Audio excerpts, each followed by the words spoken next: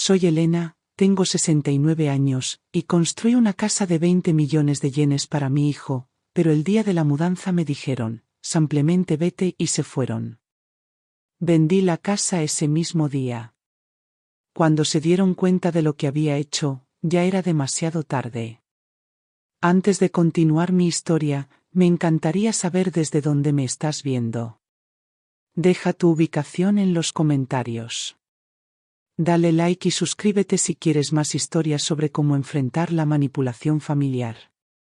Créeme, lo que sucedió después te mostrará exactamente cómo la traición puede convertirse en justicia.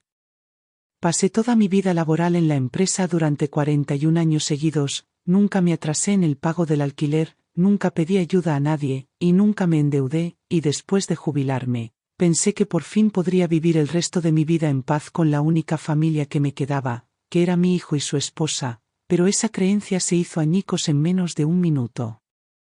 Me quedé afuera de la casa nueva que pagué completamente sola, mirando cómo el camión de mudanza que había alquilado y pagado con mis fondos de pensión llegaba a la entrada exactamente a las 9 de la mañana, tal como estaba programado, mientras mi hijo y su esposa llegaban en su auto y bajaban sin mirarme a los ojos. Los saludé como siempre, con calidez, con esfuerzo, con la esperanza de que tal vez todo finalmente se calmaría después del largo año de construcción, trámites, mejoras, retrasos y concesiones, pero me miraron como si estorbara, y ahí supe que algo andaba mal. El conductor del camión preguntó dónde descargar las cajas, y estaba a punto de responder cuando mi hijo lo interrumpió y le dijo que esperara porque, primero necesitamos hablar, lo que me hizo sentir un nudo en el pecho como no lo sentía desde que mi esposo falleció hace 17 años. Dijo que habían hablado la noche anterior y habían tomado una decisión, y ni siquiera tuve oportunidad de preguntar cuál era porque su esposa Lucía dio un paso adelante y dijo, sin pestañear, creemos que es mejor vivir por separado. Me miraron a la cara y me dijeron que ya no era bienvenida en la casa que yo había pagado por completo, después de un año entero de pedir mejoras, personalizar cada habitación, controlar cada decisión de diseño y pedirme fondos que decían que eran urgentes y necesarios para nuestra vida en común. Esperaron hasta el día de la mudanza, después de que yo hubiera transferido hasta el último yen, después de cerrar mi apartamento alquilado, vender la mitad de mis muebles, empacar mi vida en cajas y organizar todo mi futuro en torno a esa casa, solo para decirme que ya no formaba parte del plan. Usaron mi dinero para construir la vida que querían y luego intentaron echarme en cuanto estuvo terminada. Dijeron cosas como, somos de generaciones diferentes, y no queremos demasiadas reglas, y cuando les dije que esa casa era mi plan de jubilación y que no tenía a dónde ir, dijeron, bueno, tal vez puedas conseguir otro lugar cerca de aquí. Mi propio hijo se paró junto a su esposa y asintió como si estuviera de acuerdo con cada palabra que ella decía, como si yo no lo hubiera criado sola después de que su padre muriera. Como si no hubiera trabajado en 2 turnos durante sus años de secundaria solo para mantenerlo en la escuela. No ofrecieron una solución, no se disculparon, ni siquiera intentaron explicar por qué eligieron ese día exacto para contarme su decisión, simplemente me dijeron que era definitivo y que se mudarían sin mí. Me dijeron que podía tratar el dinero como un regalo y hacer el papeleo necesario en la oficina de impuestos local, como si 20 millones de yenes fuera algo que tuviera por ahí para la caridad, como si su traición no fuera personal sino administrativa. Nunca me dijeron que ayudar a tu hijo a construir un futuro significaba que tenías que ser borrada de él. Actuaron como si debiera estar agradecida de que fueran honestos ahora y no después, pero su honestidad no era más que crueldad disfrazada de oportunidad. No tuvieron remordimiento, ni vergüenza, ni un plan alternativo para mí, porque nunca planearon incluirme desde el principio. Estaban dispuestos a dejar que resolviera todo por mi cuenta, aunque eso significara que esa noche no tendría dónde dormir, porque lo único que les importaba era mudarse a la casa nueva y fingir que siempre les había pertenecido. Entonces me di cuenta de que para ellos no era más que una cuenta bancaria, y ahora que el dinero se había acabado, ni siquiera querían fingir más. Mi propio hijo me vio luchar por entender lo que estaba pasando y no dijo nada excepto, por favor, no hagas esto más difícil de lo que tiene que ser. Esperaron hasta el último momento para decírmelo porque sabían que enfrentarlo antes podría haber puesto en riesgo la casa, y no querían correr ese riesgo hasta tener las llaves, el camión y la confianza de que yo no pelearía. Calcularon mal. Pensaron que suplicaría. Pensaron que lloraría. Pensaron que me iría en silencio. Pero se olvidaron de esto, yo todavía tenía la escritura. Un año antes, mi hijo y su esposa se sentaron frente a mí y me insistieron en que era momento de construir un hogar juntos, diciendo que querían apoyarme en mi vejez, que era importante para ellos que la familia estuviera cerca y que no querían que me sintiera sola ahora que estaba jubilada. Recuerdo cómo bajaron la cabeza al unísono y dijeron que tenía más sentido juntar recursos, como pintaron un cuadro de comidas compartidas, ayuda mutua y ahorro de dinero viviendo bajo el mismo techo. Y acepté sin dudarlo porque lo único que siempre quise fue seguir siendo parte de la vida de mi hijo. Me pidieron que considerara construir una casa bifamiliar en un terreno nuevo, y aunque siempre había sido financieramente cautelosa toda mi vida, les dije que lo haría, porque pensé que su petición venía de un lugar de amor, no de un plan. Me dijeron que no tenían suficiente ahorrado para el pago inicial y que los bancos no les ofrecían condiciones favorables de préstamo, así que les dije que usaría el dinero de mi pensión, mi bono de jubilación y los ahorros del seguro que mi esposo dejó tras su fallecimiento.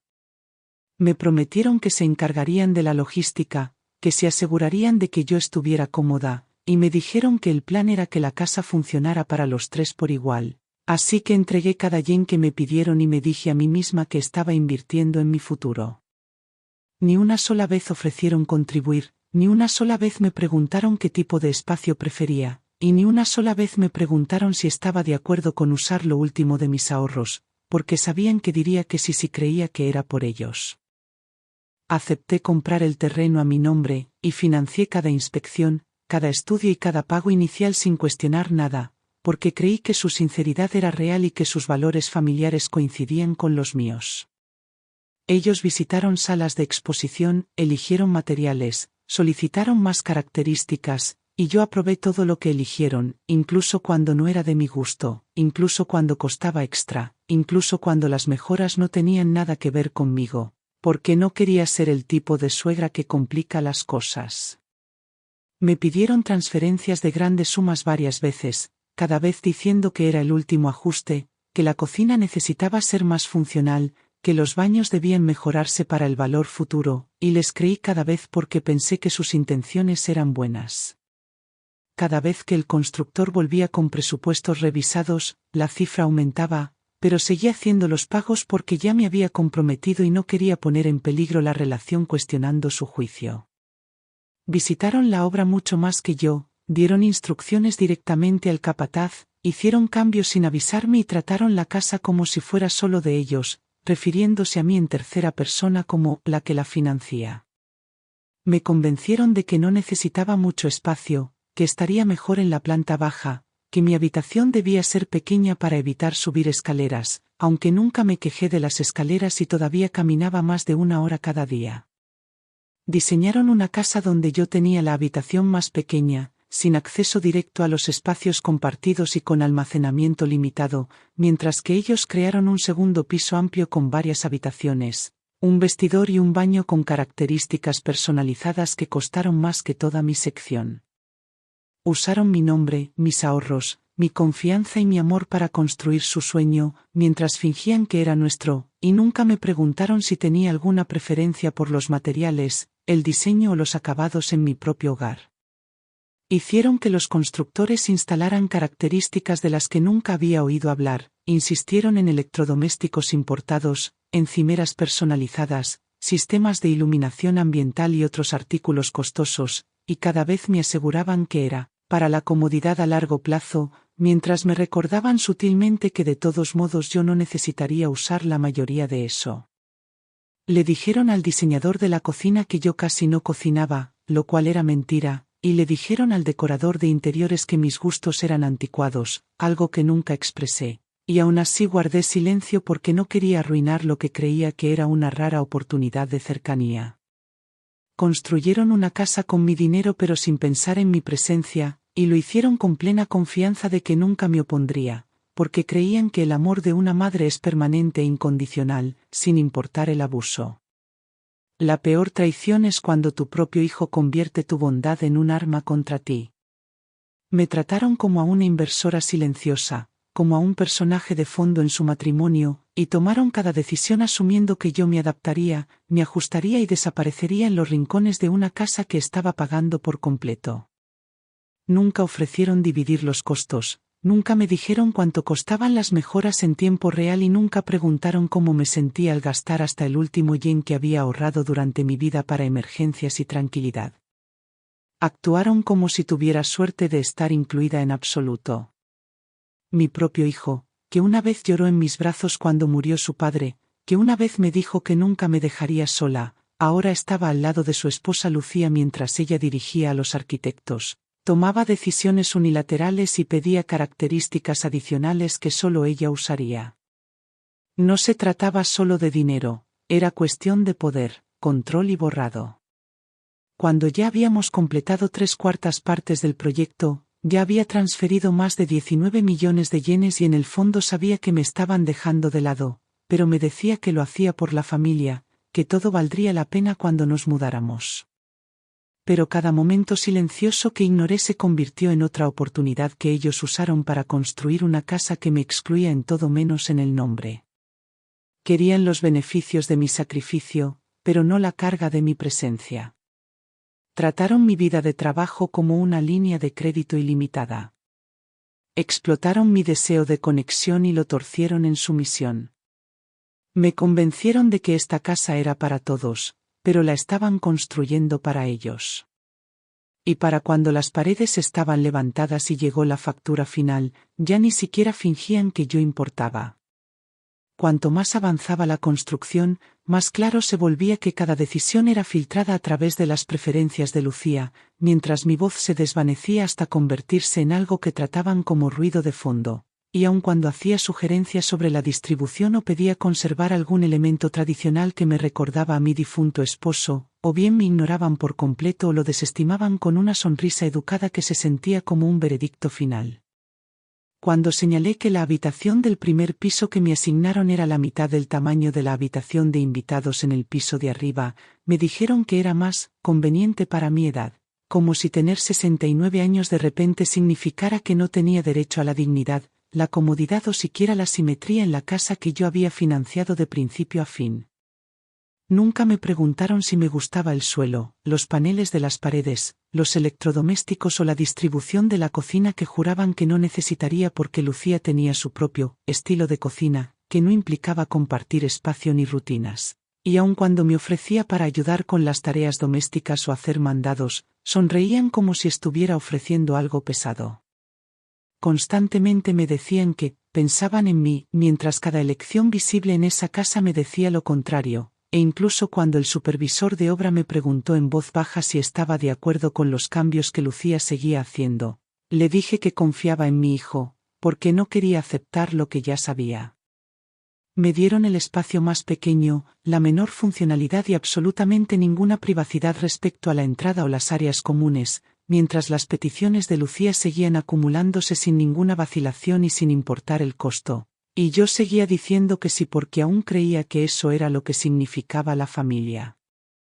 Empezaron a referirse a secciones de la casa como nuestras y tuyas en conversaciones casuales, siendo las suyas espaciosas, con aire acondicionado, mejoradas y equipadas con los últimos diseños, mientras la mía era tratada como un accesorio, algo que toleraban porque venía con el dinero. Bromeaban diciendo que apenas notaría las características que añadieron arriba, ya que realmente nunca necesitaría subir, e incluso cuando intenté expresar mi preocupación por cuánto se gastaba en las preferencias de Lucía, me respondían con evasivas que me hacían quedar como la persona irrazonable. Justificaban cada gasto como necesario, cada mejora como innegociable, cada accesorio como esencial para la vida moderna. Y aun cuando pedía que nos mantuviéramos dentro del presupuesto, Lucía decía algo sobre la calidad de vida y el valor de reventa futuro, y yo me quedaba sin forma de contradecirlo sin parecer que no me importaba su futuro. Me trataron como una inversora que no entendía el producto. Manipulaban cada conversación para que pareciera que me estaban haciendo un favor.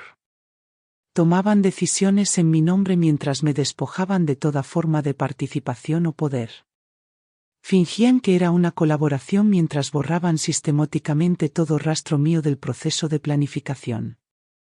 El total empezó a dispararse, cientos de miles más para una bañera especializada, otro tanto para calefacción en el suelo, iluminación mejorada, lavabo doble, paredes insonorizadas, persianas a medida, y cada vez que el constructor pedía confirmación, siempre era yo quien transfería los fondos. Fui al banco tantas veces que finalmente uno de los cajeros me preguntó si necesitaba hablar con alguien sobre seguridad financiera, pero sonreí y dije que no, porque ¿cómo iba a admitirle a un extraño que mi propio hijo y nuera me estaban dejando sin nada bajo el disfraz de la familia? Nunca dudaron en pedir más. Nunca verificaron si estaba estable financieramente después de cada transferencia. Ni siquiera dijeron gracias después del tercer depósito. Yo era solo un número, un grifo silencioso que creían que nunca se secaría. Cada parte de esa casa era la visión de Lucía, la comodidad de Lucía, el futuro de Lucía, mientras yo me convertía en una presencia menguante confinada a una unidad de esquina que se sentía más como el cuarto de un cuidador que como un hogar. No solo me quitaron el dinero, reescribieron mi papel en sus vidas sin decírmelo. Dejaron claro que no me estaban incluyendo, me estaban tolerando. El presupuesto final superó en 3 millones de yenes la estimación original, y aún así tuvieron la audacia de decirme que mantenían las cosas modestas, por mi bien. Cuando intenté insistir en elegir el papel tapiz de mi habitación, Lucía se rió y dijo que desentonaba con el tema, y cuando pregunté cuál era el tema, me dijo que era vida joven, concepto abierto, como si eso justificara cada centímetro de exclusión. No se me permitió tomar una sola decisión sobre las áreas compartidas principales, y nunca me pidieron asistir a la inspección final o al recorrido, aunque yo era la propietaria legal en los registros. Hicieron la casa suya usando mi nombre para firmar cada formulario. Me apartaron de cada conversación importante y luego me recordaron lo afortunada que era por vivir con la familia. Querían mi dinero, no mi presencia. Querían mi apoyo, no mi opinión. Querían mi silencio, no mi voz. Y les di todo porque todavía creía que la familia significaba algo. Pero su versión de familia tenía reglas, ancianos silenciosos, benefactores obedientes, cero resistencia. Me redujeron a una fuente de fondos llamándolo inclusión. Me quitaron las decisiones y lo llamaron cuidado. Me despojaron de mi agencia y lo llamaron conveniencia. Y yo lo permití. Porque cada vez que lo cuestionaba, recordaba lo que se sentía estar sola después de la muerte de mi esposo, y pensaba que tal vez, solo tal vez, ese era el compromiso que debía hacer para no volver a pasar por eso. Pero los compromisos solo son válidos cuando todas las partes son honestas. Ellos no fueron honestos. No fueron justos. Y no eran familia, no en la forma en que decían serlo.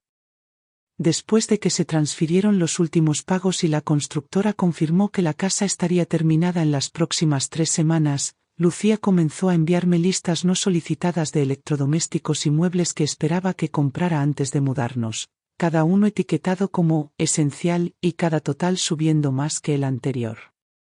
Adjuntaba enlaces a refrigeradores de alta gama, lavavajillas importados, filtros de agua especializados y sistemas de iluminación de diseñador, todos con precios que yo nunca habría considerado para mí misma, y aún así procesé cada compra con mínima protesta porque todavía esperaba que mantenerlos cómodos se tradujera en una armonía a largo plazo. Exigía características que solo servían para su estilo de vida, hornos dobles para su cocina de fin de semana, una bañera extra grande que decía ser necesaria para el bienestar mental, y un sistema de iluminación controlado por voz para la sala de la segunda planta, y cada vez que mostraba alguna duda, me enviaba otro artículo de blog o cita de influencer que justificaba el capricho como una necesidad moderna. Mi hijo, que antes solía consultarme sobre cada solicitud de empleo y cada decisión menor, ahora actuaba como un espectador silencioso, diciendo poco, sin defender nada y derivando cada conversación sobre costos a Lucía, quien asumió el papel de líder del proyecto con total derecho y cero respeto. Me presentaron un plano final en el que mi nombre aparecía bajo Unidad B, planta principal, acceso limitado, mientras que los suyos estaban en negrita como Unidad A, suite principal, acceso total. Y cuando pregunté si eso significaba que me cerrarían el acceso a ciertos espacios, dijeron que era solo por privacidad, como si yo fuera la que invadía sus límites. Cada espacio compartido, cocina, sala, baño de arriba, comedor, fue configurado y amueblado según el gusto de Lucía, y aunque pedí una pequeña estantería y un escritorio en el área común para hacer mis papeles y leer, me dijeron que no había suficiente espacio, incluso mientras ellos encargaban asientos extra grandes y sistemas de entretenimiento montados en la pared para sí mismos. No me permitieron elegir ni un solo electrodoméstico aunque yo pagaba todos de mi bolsillo, y no me consultaron sobre fechas de entrega, garantías o especificaciones. Solo me enviaban los recibos finales y esperaban que completara las transferencias bancarias en cuestión de horas tras notificármelo. Me decían que confiara en el proceso, aunque ese proceso me excluía de todo excepto de la factura. Me hicieron invisible en mi propia casa mientras extendían la mano para pedir más. Ejercieron control total sin aportar un solo yen. Trataron los ahorros de toda mi vida como un presupuesto sin fondo para su conveniencia. Incluso el constructor, que había intentado involucrarme al principio, dejó de llamarme directamente y en cambio enviaba actualizaciones a Lucía, quien luego me reenviaba versiones selectivas de esos mensajes cuando necesitaba fondos adicionales para cubrir costos que ella ya había aprobado. Hubo momentos en que pensé en detener todo, cuando miraba mi cuenta bancaria y veía los números caer mucho más bajo de lo que jamás imaginé posible en mi jubilación, pero seguía diciéndome que ya era demasiado tarde para dar marcha atrás, que enfrentarlos ahora causaría una fractura irreparable. Me decía que la paz valía más que el enfrentamiento, que terminar la casa resolvería la tensión, que vivir juntos lo arreglaría todo, aunque todas las señales me decían lo contrario. El día que la casa fue declarada oficialmente terminada, Lucía me envió un mensaje diciendo que había arreglado que sus padres vinieran a visitar y ver la propiedad antes de mudarnos, y me pidieron que me mantuviera al margen para darles espacio, como si fuera una inquilina y no la propietaria legal. Les mostró cada habitación, la llamó nuestro hogar y me describió ante ellos como la suegra de abajo, con un tono tan casual y despectivo que incluso uno de los constructores luego me dijo que fue incómodo escucharlo. Empezaron a referirse a su sección de la casa como nuestro santuario y a la mía como los cuartos de abajo, y noté que Lucía incluso había cambiado la etiqueta en el sistema de intercomunicación digital para que mi habitación apareciera como Unidad B, invitada, mientras que la suya era hogar principal. Una vez les pregunté si planeaban cambiar la titularidad una vez que nos mudáramos, y Lucía respondió con un formulario de impuestos impreso titulado Declaración de donación, donde ya había anotado el monto total que yo había gastado y lo redactó como una donación para su esposo, mi hijo. No pidió permiso antes de escribir mi nombre y el monto de mis bienes. Simplemente asumió que firmaría. Asumieron que, una vez terminada la casa, yo desaparecería silenciosamente del panorama legal igual que ya me habían borrado del físico. Contaron con mi silencio para consolidar su poder. Usaron la cortesía como arma para drenar mi autoridad. Intentaron sepultarme bajo papeles y llamarlo gratitud. Cuanto más se acercaba el día de la mudanza, más descarado se volvía su comportamiento, y aún así, cada vez que mencionaba mis preocupaciones, sobre el espacio, los costos, la claridad legal, me trataban como si yo estuviera amenazando la paz familiar por negarme a ser ciegamente complaciente. Dejaron claro que pedir justicia era ser disruptiva. Castigaron cada pregunta con distancia. Me advirtieron sutilmente que plantear problemas crearía conflictos innecesarios, y mi hijo repitió esto diciéndome que dejara pasar las cosas por el bien de la armonía, aunque esa armonía dependía enteramente de que yo desapareciera y aceptara las migajas de dignidad que me permitían conservar. Cuando intenté establecer expectativas claras para la convivencia, comidas compartidas, equilibrio en las tareas del hogar, cuentas compartidas, Lucía respondió con una lista de no negociables, que parecía más bien un reglamento para inquilinos que un acuerdo familiar. Declaró explícitamente que no debía interferir en sus rutinas, no debía entrar en la cocina compartida sin avisar, no debía esperar comidas en común, no debía esperar ser incluida en sus planes de fin de semana, y que prefería encargarse de la limpieza por sí sola, lo cual era un código para no toques nada. Fue la última advertencia antes de la mudanza. Me dijeron sin decirme que ya no era familia, que era un vestigio que toleraban por conveniencia, hasta que tuvieran las llaves en la mano. Ya habían decidido que mi lugar era en el fondo. Planearon una vida alrededor de mi generosidad, no de mi presencia. Y pensaron que no me daría cuenta hasta que fuera demasiado tarde. Se equivocaron. Una semana antes de la mudanza programada, Lucía envió un mensaje grupal incluyéndome a mí y a mi hijo, donde expuso un nuevo conjunto de expectativas para nuestro acuerdo de convivencia. Pero cada línea de ese mensaje era una regla destinada a confinarme, aislarme o limitar mi presencia en la casa que yo había pagado por completo, sin vacilación ni protección. Recalcó nuevamente que no debía interferir en las comidas, que debía mantener la puerta de mi habitación cerrada durante su tiempo privado, que debía pedir permiso antes de entrar a los espacios compartidos, y que mi ropa y mis compras debían ser gestionadas de manera independiente, como si yo fuera una extraña alojada en un espacio que ellos poseían, en lugar de la propietaria legal. Dijo abiertamente que quería límites y distancia emocional, por el bien de la paz matrimonial, lo que no era más que un preaviso de que mi presencia ya era tratada como una intromisión.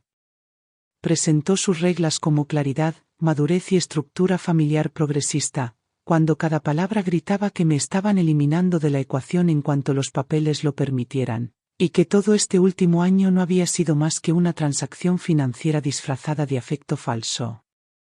Mi hijo respondió con un emoji de pulgar arriba y no dijo nada más, lo que confirmó que su silencio no era incertidumbre, sino acuerdo, cobardía y alineación total con un plan del que nunca me había advertido. Ese silencio dolió más que cualquier insulto.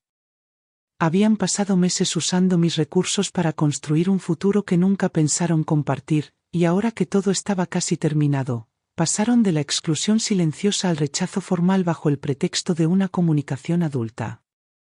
Me pidieron que respetara su independencia, cuando habían dependido por completo de mi dinero para todo el proyecto.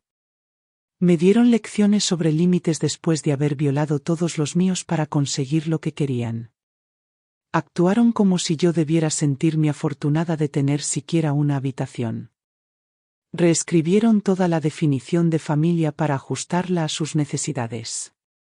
3 días antes de la mudanza, publicaron fotos en línea del segundo piso terminado, con leyendas llamándolo nuestro sueño hecho realidad, etiquetando amigos y familiares, recibiendo felicitaciones, y sin mencionar nunca mi participación, ni siquiera un simple gracias, para reconocer el sacrificio detrás de cada pared, electrodoméstico y accesorio.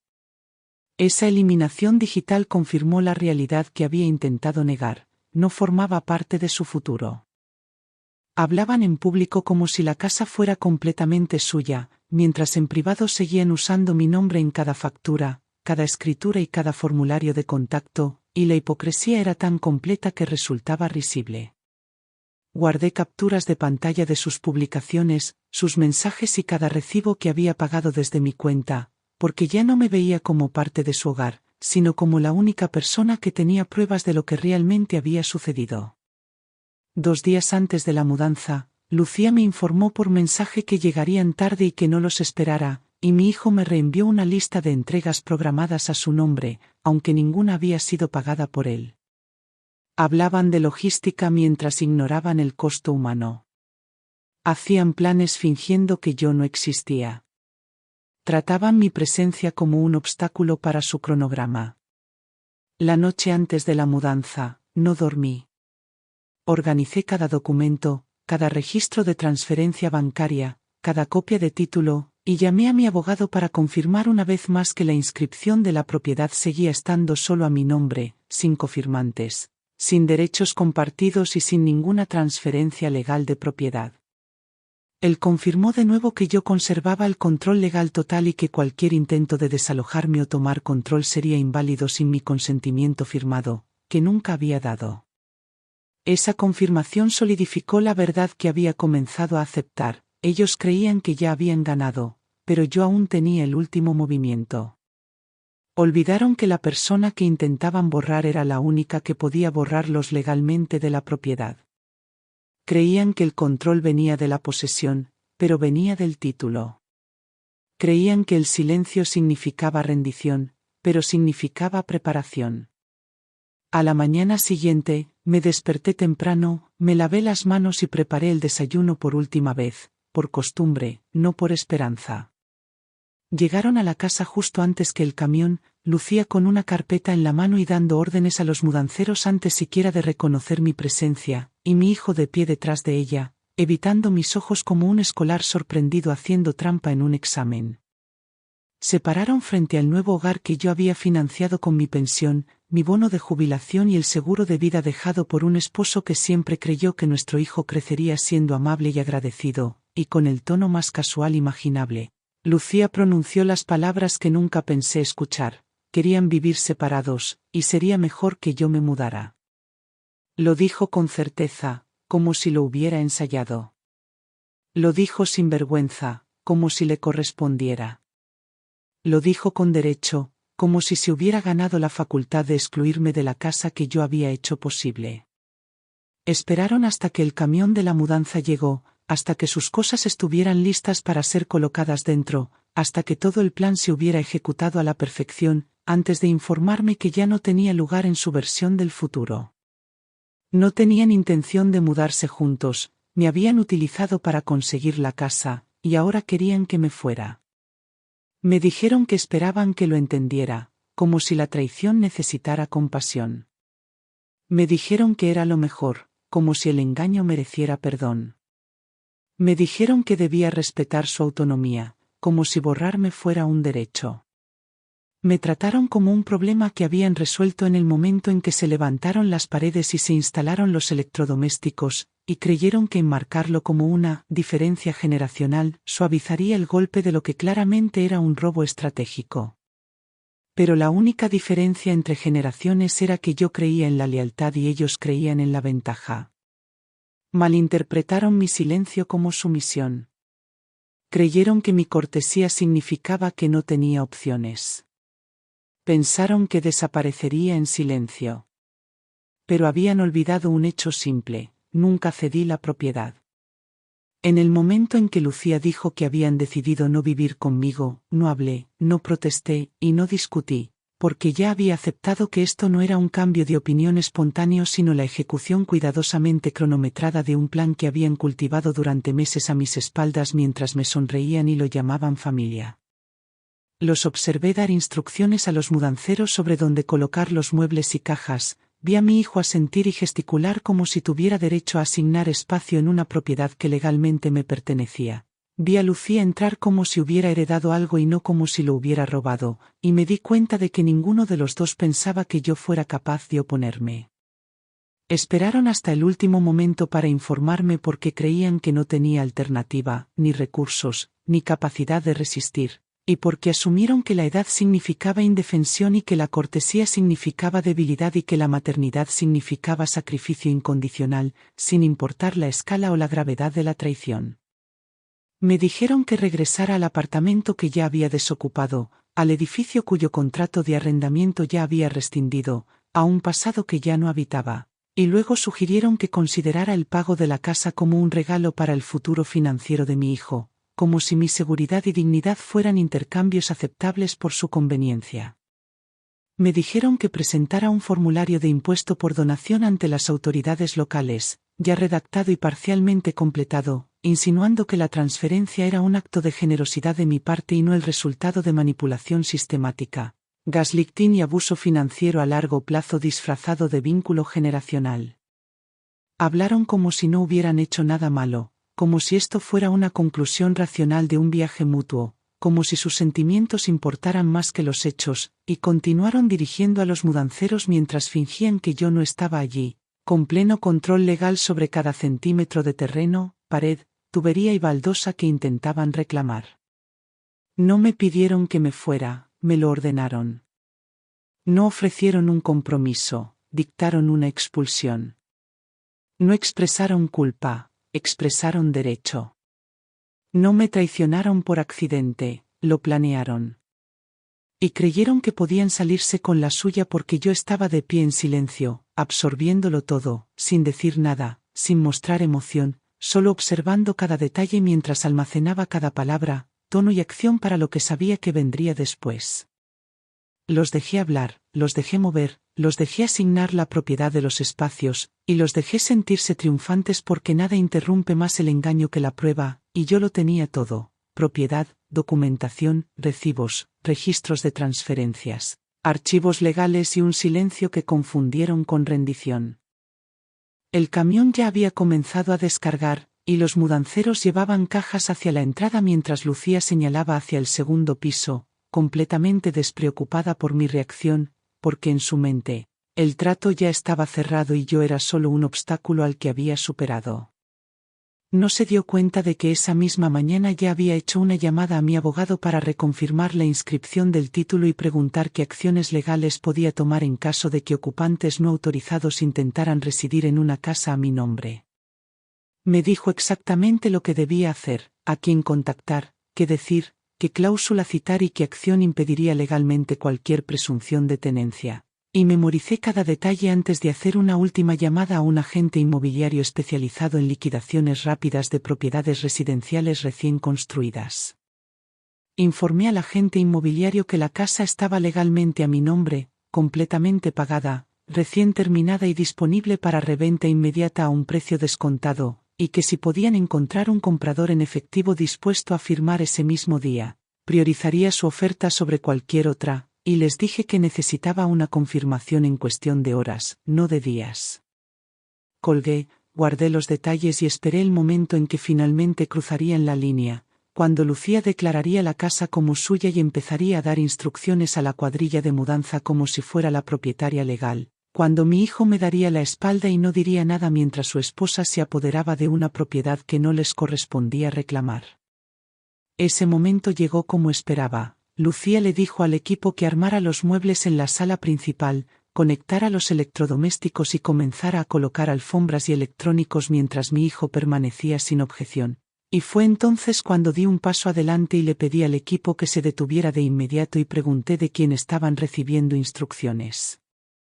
Se veían confundidos y miraron hacia Lucía, quien insistió en que la mudanza continuara, y cuando me miraron a mí para confirmación, declaré tranquilamente mi nombre completo y presenté la escritura de la propiedad impresa por triplicado, indicando claramente que era la única propietaria registrada, sin copropietarios, sin transferencia en proceso y sin ocupantes legales más allá de mí misma. El jefe de la mudanza dudó, examinó el documento y pidió una aclaración, momento en el cual expliqué que las personas que intentaban tomar posesión de la casa no estaban legalmente autorizadas para hacerlo. No tenían contrato de arrendamiento, ni derechos de propiedad, ni un reclamo válido de residencia. Inmediatamente le indicó a su equipo que detuvieran el proceso de descarga mientras Lucía protestaba de fondo, y yo caminé unos metros para hacer una segunda llamada al agente inmobiliario, quien contestó al segundo timbrazo e informó que un comprador había confirmado su interés y estaba dispuesto a acudir esa misma tarde con el pago total en efectivo, sin contingencias y con documentación notariada. Le dije que preparara el contrato, trajera la documentación y se reuniera conmigo en la propiedad con el comprador listo para firmar, y luego regresé a la entrada donde la voz de Lucía se elevaba en confusión y enojo mientras intentaba entender lo que acababa de suceder y por qué su plan cuidadosamente orquestado se desmoronaba frente a ella. Mi hijo me pidió que me calmara, pero no dije nada. Pasé junto a él e informé a los mudanceros que podían dejar los objetos en el camión o devolverlos al remitente, ya que la casa se vendería antes del anochecer y no había necesidad de continuar con la farsa de la mudanza. Declaré claramente, para todos los presentes, que la casa se estaba vendiendo, que sus pertenencias no estaban autorizadas a ingresar a la propiedad y que cualquier intento de hacerlo sería enfrentado con consecuencias legales por entrada no autorizada, intento de ocupación y falsedad en la representación de la propiedad. Se quedaron en un silencio atónito mientras sacaba mi teléfono una vez más. Le enviaba un mensaje de confirmación a mi abogado y empezaba a reenviar todos los documentos necesarios para finalizar el proceso de recuperar el último vestigio de dignidad y justicia que aún tenía en mis manos. Ellos lo habían planeado todo, excepto que yo luchara. Tras hacer la llamada final para confirmar la llegada del comprador en efectivo en menos de una hora, observé cómo mi hijo y Lucía quedaban paralizados por la incredulidad, sin dar más órdenes a los mudanceros, sin caminar por la casa con la confianza de quienes creían haber asegurado algo permanente mediante el engaño, porque finalmente se daban cuenta de que la persona que más habían subestimado era la única que tenía la autoridad para terminar con todo lo que habían manipulado para que existiera. Lucía exigía explicaciones a la empresa de mudanza, señalaba las cajas como si su mera presencia justificara su derecho a ocupar el espacio e insistía en que tenía derecho a seguir descargando, pero el jefe de los mudanceros le informó que, sin prueba de propiedad ni autorización firmada del titular registrado, no podían proceder legalmente a colocar ningún bien en la casa. Mi hijo me llevó aparte y me preguntó qué estaba haciendo, pero no respondí porque el tiempo de las explicaciones ya había pasado. El tiempo de las súplicas había expirado y el tiempo de la confianza había sido destruido permanentemente por un año de decisiones calculadas que llevaron a este enfrentamiento exacto. Uno que se venía gestando desde el primer momento en que me pidieron que pagara por algo que, según ellos, compartiríamos todos. Me observaron en silencio atónito mientras informaba al agente inmobiliario que estaba lista para firmar, que había revisado los términos del comprador, que la bolsa del banco con el monto completo estaba confirmada y que transferiría la propiedad antes del final del día, sin margen para más discusiones, sin apelaciones emocionales y sin plazos aplazados. El agente inmobiliario llegó 35 minutos después con un comprador que había venido preparado con toda la documentación, prueba financiera y representación legal, y no perdieron tiempo en desplegar el contrato, verificar el estado del título e iniciar el proceso formal de firma que aseguraría la transferencia inmediata de la propiedad a alguien que ni me había engañado ni me había insultado bajo el pretexto del amor. En el momento en que firmé el contrato, el comprador entregó el sobre con el monto total de la compra, y conté cada fajo de billetes de pie, directamente frente a las personas que habían pasado un año entero fingiendo que yo no merecía ni siquiera un lugar en la mesa a pesar de haber financiado la casa entera de principio a fin. Se quedaron pálidos y sin palabras mientras el agente inmobiliario confirmaba que todas las partes habían completado la documentación necesaria, que la transferencia de registro se finalizaría en 24 horas y que los mudanceros debían redirigir todas las pertenencias a otra dirección, porque esta propiedad ya no estaba disponible para ser habitada bajo ninguna circunstancia. Mi hijo tartamudeó y preguntó si podían quedarse solo una noche, argumentando que no tenían a dónde ir, que todo había sido demasiado repentino, que la situación se había agravado de manera injusta, pero le recordé solo con mis acciones que no hay nada repentino en una traición que se ha planeado durante meses y que no hay nada injusto en consecuencias ganadas a través de la manipulación. Lucía, ahora temblando, intentó replantear todo como un malentendido, alegando que la conversación se había sacado de contexto, que solo intentaban proteger límites, que el plan siempre fue vivir juntos en armonía, pero la miré a través de ella porque no existe una versión de la armonía que comience con el exilio. Intentaron reconstruir la inocencia después de meses de exclusión estratégica. Intentaron disfrazar el robo como un malentendido. Intentaron fingir que esto era reparable después de desmantelar activamente cada vínculo que nos mantenía unidos. Suplicaron comprensión después de no mostrar ninguna. Pidieron refugio después de empujarme hacia la calle. Querían misericordia después de entregar crueldad. Querían gracia después de no mostrar ninguna. No les di nada, no porque me faltara perdón, sino porque habían convertido mi amor en un arma contra mí y asumieron que seguiría apareciendo con más. Esperaban que me rindiera, que retrocediera, que llorara, que pidiera disculpas por resistirme a su robo, y cuando no hice ninguna de esas cosas, cuando firmé la casa que creían suya, se dieron cuenta demasiado tarde de que la persona que intentaron borrar había sido la base bajo sus pies todo el tiempo. Los mudanceros pidieron una dirección de destino y, tras varios momentos de vacilación, Lucía susurró la dirección del apartamento de sus padres, y el jefe de la mudanza dio instrucciones de cargar las cosas de nuevo en el camión, deteniéndose solo para confirmar que no quedaba ninguna propiedad, ya que el nuevo propietario tomaría posesión esa misma noche.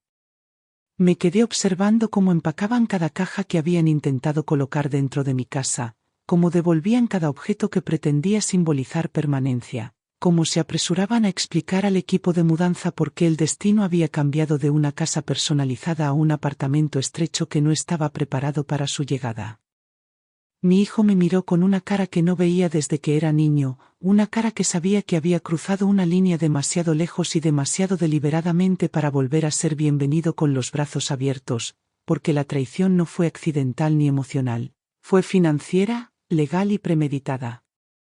Me trataron como un obstáculo al principio, como un recurso en el medio y como una ocurrencia tardía al final, y ahora estaban siendo tratados exactamente como me trataron a mí, sin inclusión, sin aviso, sin consuelo. Cuando se cargó la última caja, cuando el camión cerró sus puertas, cuando el comprador cruzó por primera vez el umbral y asintió con aprobación, no sentí satisfacción, ni regodeo, ni alegría. Solo la confirmación de que la única justicia que queda es la que uno se da a sí mismo cuando nadie más cree que tienes derecho. Mi hijo se quedó en la entrada, preguntando qué se suponía que debían hacer ahora, preguntando si realmente los dejaría sin hogar, preguntando si hablaba en serio, y no respondí, porque la verdad se había dicho mucho antes de que se vendiera la casa, cuando decidieron que la persona que pagó por su futuro no tenía lugar en él. Pensaron que nunca me defendería. Pensaron que era demasiado mayor, demasiado pasiva, demasiado desesperada. Pensaron que la traición quedaría impune. Se equivocaron. Tras la firma final y la confirmación y conteo de los fondos del comprador por ambos equipos legales en el lugar, entregué el sobre con la escritura original a la gente, me alejé de la casa que pasé los últimos 18 meses financiando, planeando y soñando. Y pasé junto a mi hijo y Lucía sin hablar, porque no quedaba nada que explicar a personas que ya habían ensayado su traición hasta el último minuto. El agente inmobiliario les entregó un aviso formal de transferencia, instruyéndoles a desalojar el inmueble de inmediato y retirar todas sus pertenencias personales antes del anochecer o arriesgarse a que el nuevo dueño las desechara. Y cuando Lucía empezó a alzar la voz a los mudanceros, intentando discutir sobre la logística, el agente le recordó con calma que no tenía ningún derecho ni autoridad legal para exigir nada dentro ni fuera de la propiedad. Se quedaron allí, atónitos e indefensos, viendo cómo los mudanceros recargaban cada objeto que habían pasado semanas planeando instalar, viendo cómo el equipo ignoraba sus protestas porque la autorización ahora recaía por completo en el comprador, quien ya había solicitado que se despejara cada metro cuadrado de la casa antes de traer nuevos muebles a la mañana siguiente. Me quedé en el lugar hasta que el camión se fue con sus pertenencias, permanecí en silencio mientras el tono de Lucía cambiaba de altivo a desesperado, luego a lloroso y finalmente a rabia silenciosa, mientras mi hijo se veía más agotado que nunca, probablemente dándose cuenta de que alinearse con Lucía no solo le costó su hogar, sino también a la única persona que lo puso en primer lugar durante toda su vida. No se disculparon, porque disculparse habría requerido reconocer que lo que habían hecho fue intencional, estratégico y malicioso, y aun en su sorpresa, seguían actuando como si la situación fuera injusta para ellos, seguían creyendo que yo había reaccionado de forma exagerada, seguían imaginando que podría haber un camino hacia la reconciliación una vez que pasara la tensión. Esperaban que yo sintiera culpa, pero yo sentí cierre. Esperaban que dejara una puerta abierta, pero la cerré con llave. Esperaban que las consecuencias fueran temporales, pero yo ya no estaba dispuesta a seguir inventando excusas para personas que se habían pasado un año entero despojándome de mi dignidad bajo la excusa de la diferencia generacional. Una vez que el camión desapareció por la carretera y el coordinador de mudanza de los compradores llegó para comenzar a programar la inspección, entregué mis llaves restantes. Estreché la mano del agente y regresé al apartamento temporal que había arreglado tras consultar con mi abogado, porque a diferencia de ellos, yo me había preparado para cada posible resultado sin asumir que alguien más vendría a rescatarme. Revisé la confirmación de la transferencia, conté los 24 millones de yenes en mi nueva cuenta, Anoté la diferencia de 1 millón de yenes respecto a mi inversión original como el costo de la lección y, de inmediato, hice el pago inicial de un nuevo condominio en un complejo bien gestionado, cerca del transporte, atención médica y todo lo que necesitaba para la siguiente etapa de mi vida, una que no incluía a una sola persona que se hubiera beneficiado de mi sufrimiento. 3 semanas después, me mudé a mi nuevo hogar. Firmé los documentos finales en una sala de conferencias con nadie más que mi abogado y un representante de la compañía B, y cuando el administrador del edificio me entregó las llaves, no le dije a nadie a dónde iba ni le di a mi hijo ni a Lucía mi nueva dirección, porque ninguna parte de mi futuro requería explicación ni aprobación de personas que intentaron borrarme. Decoré el nuevo espacio con muebles que elegí por mi cuenta, usando dinero que era legítimamente mío, y cada objeto reflejaba una decisión tomada solo para mí misma, sin compromisos, sin influencias externas y sin miedo de que alguien más reclamara que merecía más por ser más joven, más ruidoso o por tener un vínculo legal de sangre. No respondí la primera llamada telefónica de mi hijo, ni la segunda, ni la tercera, y cuando llegó una carta con una caligrafía temblorosa pidiendo reunirnos y hablar, la devolví sin abrir con un mensaje de mi abogada indicando que cualquier comunicación futura debía hacerse por vías legales, porque ya no me interesaban los ruegos emocionales que solo llegaban después de que se aplicaban las consecuencias.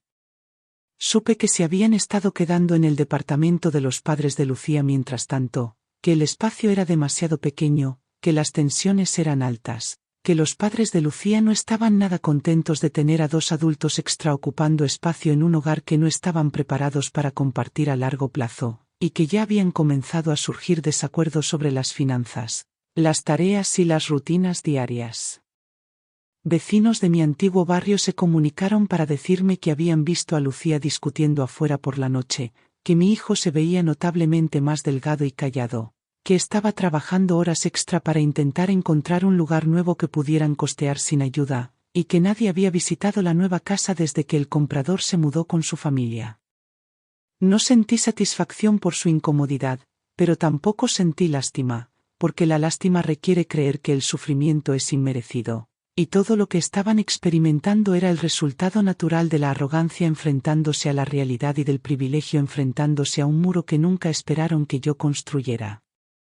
Creían que si controlaban la narrativa el tiempo suficiente, podrían manipularme hasta someterme.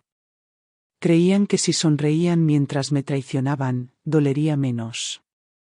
Creían que si torcían el significado de familia, podrían justificar el robo. Creían que si yo no decía nada, no tenía poder. Se equivocaron en cada una de esas cosas. 2 semanas después revisé el registro de la propiedad y confirmé que el título había sido transferido oficialmente, que mi nombre ya no estaba asociado a la dirección y que los nuevos dueños habían solicitado permisos de renovación completa para cambiar varias características que Lucía había insistido en mantener, porque incluso los extraños podían ver que el espacio había sido diseñado por vanidad, no para un hogar. Envié cada recibo final a mi contadora, cerré la carpeta del proyecto titulada Casa con D&M y archivé todos los correos relacionados. Luego programé una carta formal para ser enviada a través de mi abogada indicando que no emitiría ningún apoyo financiero futuro a ninguno de los dos bajo ninguna circunstancia. No perdieron una casa, perdieron acceso. No perdieron apoyo, perdieron confianza. No perdieron comodidad, perdieron un futuro que podrían haber construido conmigo, pero que en cambio eligieron robarme. Les di todo lo que pidieron. Ellos me dieron silencio, exclusión y borrado. Y a cambio, les di lo único que nunca esperaron, consecuencias. 2 meses después de que se finalizó la venta de la casa y aseguré mi nuevo condominio, mi hijo intentó contactarme de nuevo dejando un mensaje de voz que comenzaba con una disculpa y terminaba con una petición para hablar sobre cómo se salieron las cosas de control, pero lo borré sin responder porque ya había pasado más de 1 año viendo cómo planeaban cuidadosamente cada paso de su traición mientras fingían que era amor, y ahora que el resultado ya no les servía, intentaban reescribir el pasado como un malentendido en vez de una extracción calculada de mis ahorros de toda la vida. Lo presentaron como un asunto familiar que salió mal, Pero lo que habían ejecutado no fue una mala comunicación ni fricción generacional, fue explotación financiera disfrazada de cortesía, engaño encubierto como inclusión y traición disfrazada de planificación logística, y no me interesaba ser reintegrada en una narrativa de la que fui excluida en el momento en que se completó la última transferencia bancaria. Semanas después recibí una carta certificada de mi hijo explicando que estaban teniendo dificultades para encontrar un alquiler adecuado, que Lucía no había podido volver a trabajar por estrés, que sus padres los presionaban para que se mudaran, y que esperaba que yo pudiera reconsiderar el resultado, ya que ahora estaba segura y cómoda, pero reenvié la carta a mi abogado sin abrirla y le instruí que respondiera formalmente con una declaración final, todos los asuntos relacionados con asistencia financiera, vivienda o convivencia quedaban cerrados de manera permanente. Intentaron pintar mis acciones como venganza, pero nada de lo que hice fue impulsado por el rencor o la emoción, fue una respuesta proporcional a la magnitud de la traición que sufrí tras ser utilizada por mi capital, borrada de las decisiones y luego descartada en el momento en que se agotaron mis recursos. Tuvieron todas las oportunidades para ser honestos antes de que se completara la casa. Tuvieron todas las oportunidades para tratarme como familia durante la construcción. Tuvieron todas las oportunidades para incluirme en las decisiones sobre el espacio, el presupuesto y la vida a largo plazo. Tuvieron todas las oportunidades para decir la verdad antes de que llegara el camión. Pero eligieron esperar hasta que no me quedara nada, hasta que ya había desalojado mi apartamento, transferido mis ahorros, firmado cada factura y me encontraba sola sin red de seguridad, porque creían que podían reescribir el final después de sellar el contrato. Intentaron quebrarme después de que yo construí la misma estructura en la que estaban. Confundieron mi apoyo silencioso con obediencia ciega. Confundieron mi disposición a sacrificarme con permiso para explotar. Confundieron mi amor por ellos como prueba de que nunca me protegería. Después de que mi abogado respondió con un aviso de cierre, dejaron de contactarme por varias semanas, pero luego recibí un mensaje de la hermana de Lucía, quien afirmó que yo había destrozado una familia y sugirió que una verdadera madre nunca pondría a su hijo en tal situación, pero lo que nadie en esa casa parecía dispuesto a admitir era que no fui yo quien rompió la familia, sino las personas que construyeron todo un futuro usando mi dinero mientras planeaban excluirme de él. Creían que les debía un perdón incondicional simplemente porque compartían mi apellido, pero ya no suscribía a una versión de la familia que exigía silencio, sacrificio financiero y supresión emocional a cambio de proximidad a personas que solo me valoraban mientras financiara su comodidad. No estaba obligada a recompensar su traición con acceso continuo. No estaba obligada a explicar por qué me negaba a ser utilizada de nuevo. No era responsable de su mala planificación, sus suposiciones egoístas o sus expectativas de derecho. No iba a ofrecer refugio a personas que habían planeado desalojarme de mi propio hogar. No respondí a la hermana de Lucía, ni respondí al mensaje de la madre de Lucía que llegó 2 días después preguntando si podíamos superar esto como adultos, porque ningún adulto debería requerir engaño financiero para asegurar una vivienda. Su red de facilitadores intentó presionarme con culpa, vergüenza y narrativas distorsionadas sobre lo que hacen los buenos padres, pero había vivido lo suficiente para saber que los buenos padres proveen, pero no están obligados a sacrificar su dignidad por la comodidad de quienes intercambian amor por ventaja. Dejaron de llamar después de que mi abogado envió un aviso final de cese y desista respecto a contactos no solicitados, y no he sabido nada de ellos desde entonces, aunque recibí un mensaje discreto de un antiguo vecino que dijo haber visto a Lucía fuera del edificio de sus padres llorando en el estacionamiento tras otra discusión sobre espacio y quejas por ruido. Ahora viven en la incomodidad, no porque los haya castigado, sino porque planearon un futuro basado en el robo y olvidaron que quienes roban rara vez construyen algo estable por sí mismos. Están experimentando consecuencias, no crueldad. Viven con resultados, no con represalias. Enfrentan incomodidad porque la comodidad nunca les perteneció, era prestada por la persona que planearon borrar. Retiré todos los fondos restantes de mi cuenta de ahorros conjunta que alguna vez incluyó a mi hijo como menor y cerré la cuenta por completo después de transferir el saldo a una nueva cuenta bajo mi único nombre y autorización. Y no dejé ningún contacto de reenvío ni actualización de beneficiario para incluirlo.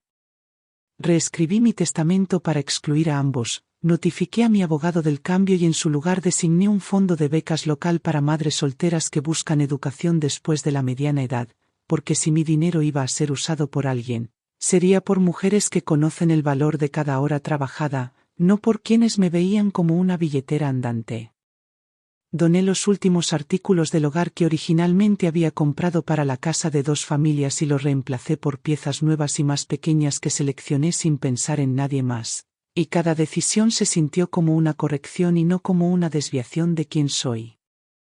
No estaba cambiando por amargura. Estaba restaurando el equilibrio después de inclinarme demasiado tiempo a favor de personas que pensaban que yo existía para servir su calendario. Ya no necesitaba ser invitada, tolerada ni agradecida. Ya no necesitaba su aprobación, permiso ni compañía. Finalmente había aprendido lo que la mayoría de la gente se niega a admitir, que ser familia no le da derecho a nadie a una lealtad que se niegan a devolver. 3 meses después de vender la casa que intentaron quitarme sin vergüenza ni vacilación, empecé a recibir mensajes de parientes lejanos que, de repente, habían escuchado versiones distorsionadas de la historia a través de la familia extendida de Lucía. Cada mensaje estaba cargado de preguntas condescendientes sobre si yo había exagerado o si había habido un malentendido, y no respondí a ninguno porque ninguna de esas personas se preocupó por mí cuando estaba gastando mis ahorros de toda la vida para construir un futuro para un hijo que ya había decidido que yo era prescindible. Decían que se comunicaban por preocupación por la unidad de la familia, pero ninguno habló cuando me trataban como una carga en el proceso de diseño, cuando me excluían de las decisiones, cuando me pedían pagar mejoras que no podía cuestionar, y ninguno intervino cuando me dijeron que me fuera de mi propia casa el día de la mudanza, como si fuera un problema a resolver en lugar de una persona a la que honrar. No les importó la unidad cuando Lucía reescribía contratos y me enviaba borradores de formularios de impuestos por donaciones antes de que la casa estuviera siquiera amueblada. No les importó la paz cuando me borraban de la asignación de habitaciones y de los correos sobre la casa que yo financié. No les importó la justicia cuando me quedé sola en ese camino de entrada, enfrentando la realidad de que mi único hijo había cambiado mi amor por conveniencia y eligió actuar como si su comodidad fuera más importante que mi dignidad. Solo comenzaron a preocuparse cuando el resultado cambió y yo me fui con mis fondos, mi poder y mi nombre intactos, mientras los que intentaron arruinarme quedaron expuestos como los manipuladores que siempre habían sido detrás de sus tonos amables y sonrisas fingidas. Se sintieron incómodos con las consecuencias porque todos se habían beneficiado de una versión de familia que exigía silencio a los mayores y obediencia a quien no tuviera la voz más fuerte o el título más reciente. No les incomodó la traición, les incomodó que yo respondiera con acción en vez de lágrimas. No les molestó la verdad, les molestó que yo no protegiera la ilusión. No les interesaba la justicia, les interesaba mantener su propia comodidad, que dependía de que yo aceptara el maltrato sin resistencia. Le pedí a mi abogada que bloqueara todo contacto indirecto de cualquier persona asociada con la familia de Lucía y dejé claro que no tenía interés en defender mis decisiones ante personas que nunca movieron un dedo cuando me despojaban de mi autonomía bajo el pretexto de la unión. Seguí viviendo en mi nuevo departamento, tomando clases de arte los martes por la mañana y asistiendo a reuniones de la Junta de Planificación Local 2 veces al mes, no porque quisiera estar ocupada, sino porque finalmente tenía la libertad de pasar mi tiempo exactamente como yo elegía, sin preocuparme de que cada decisión que tomara pudiera ser tachada de inconveniente o anticuada por personas que veían mi existencia como un obstáculo en su cronograma. Actualicé todos mis documentos de beneficiarios para reflejar mis nuevas prioridades, dejando una parte de mi patrimonio a 3 organizaciones locales que ayudan a mujeres mayores a enfrentar el abuso financiero por parte de familiares, y el resto a una amiga que conocí hace 20 años y que una vez me ayudó durante una enfermedad difícil sin pedir nada a cambio. Eliminé por completo a mi hijo de todos los activos, cuentas y documentos futuros porque nadie que intente beneficiarse de tu desaparición merece heredar nada más que silencio.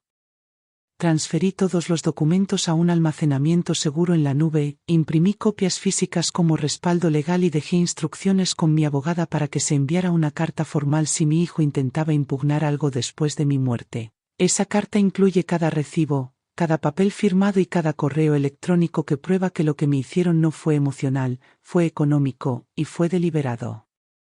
No hablé públicamente de la experiencia hasta que me contactó una escritora jubilada de la comunidad B, quien me preguntó si podía compartir mi historia de forma anónima como parte de una serie sobre justicia para los mayores, y tras consultar con mi abogada, acepté, bajo la condición de que no se revelaran nombres ni ubicaciones y que el mensaje central permaneciera intacto. La familia no se define por la obligación, sino por el respeto mutuo.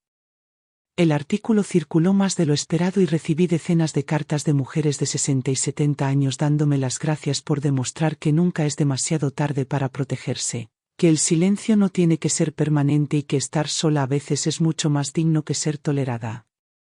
Ninguna de las cartas era de mi hijo. Ninguna carta era de Lucía. Ninguna carta pedía disculpas. Pero cada una de ellas confirmó que había hecho lo correcto. Cada una demostró que lo que hice importó. Cada una me recordó que decir la verdad en voz alta es a veces el acto de sanación más poderoso que puedes darte cuando las personas más cercanas a ti han intentado quitarte todo bajo la excusa del amor. No he hablado con mi hijo en más de 6 meses y no tengo intención de retomar el contacto, porque la última vez que hablamos, él estaba al lado de una mujer que me dijo que me fuera de la casa que construí y me preguntó si podía considerar el dinero como un regalo. Él se quedó ahí y no dijo nada.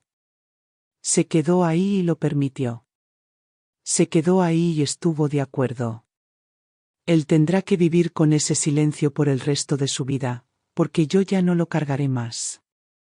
No me queda nada para dar a las personas que solo toman. No me queda espacio para quienes borran.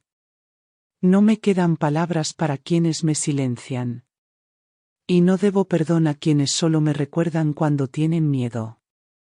Ahora, cuando me despierto cada mañana sin esperar que las necesidades de otros definan mi agenda o mi utilidad, me doy cuenta de que todo lo que temía sobre la soledad no era nada comparado con la humillación de estar rodeada de personas que solo me veían como una fuente de financiamiento y no como alguien con pensamientos, límites y una vida de sacrificios detrás de cada decisión que tomé por ellos.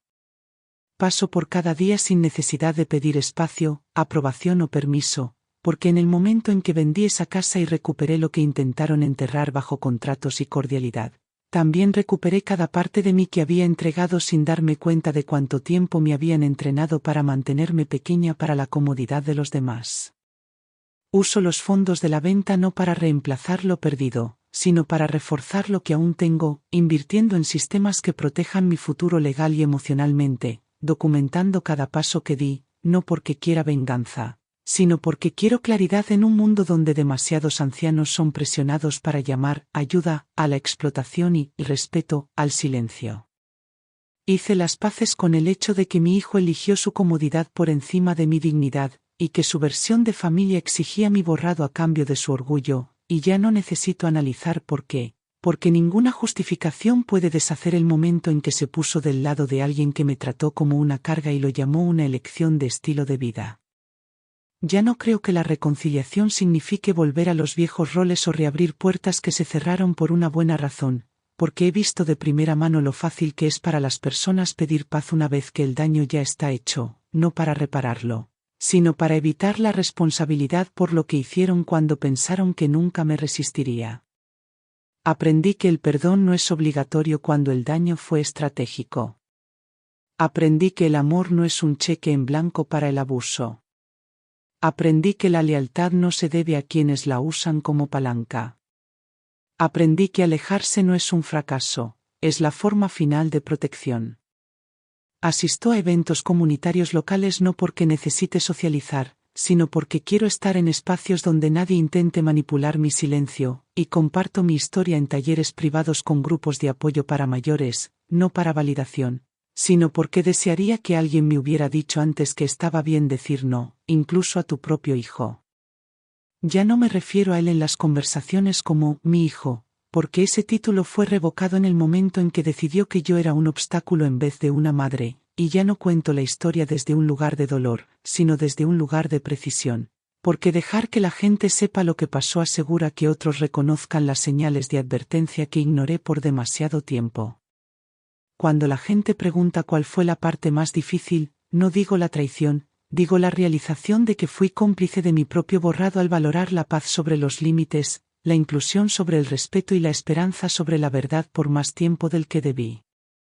Cuando preguntan si lo haría diferente, digo que aún ayudaría a mi familia, pero solo una vez, y solo con contratos, y solo con claridad, porque el apoyo sin límites no es generosidad, es una invitación al borrado.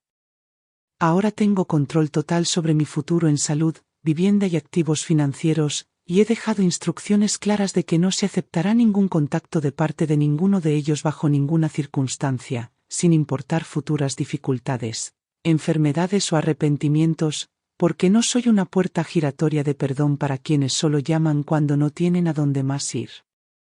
No espero disculpas. No espero comprensión. No espero cierre. Ya me di a mí misma las tres cosas. Y si estás leyendo esto porque algo dentro de ti se está desmoronando, porque te sientes dado por sentado, silenciado o manipulado bajo la etiqueta de familia, quiero que entiendas que nada de lo que des será suficiente para quienes solo ven tu valor en lo que provees. Tienes derecho a trazar una línea, aunque sea tarde. Tienes derecho a decir no, aunque alguna vez dijiste sí. Tienes derecho a reclamar todo lo que te dijeron que perdiste en el momento en que comenzaste a hacer preguntas. No eres demasiado mayor para empezar de nuevo. No eres demasiado amable para protegerte. No estás demasiado conectado para dejar ir. No le debes a nadie acceso a las partes de ti que intentaron poseer. No necesitas explicar por qué te alejaste de personas que hicieron tu existencia condicional. Solo necesitas decidir que tu historia no terminará en silencio. Vendí la casa que intentaron robarme. Me quedé con el dinero que creyeron que nunca protegería. Escribí un futuro sin ellos en él. Y finalmente soy libre.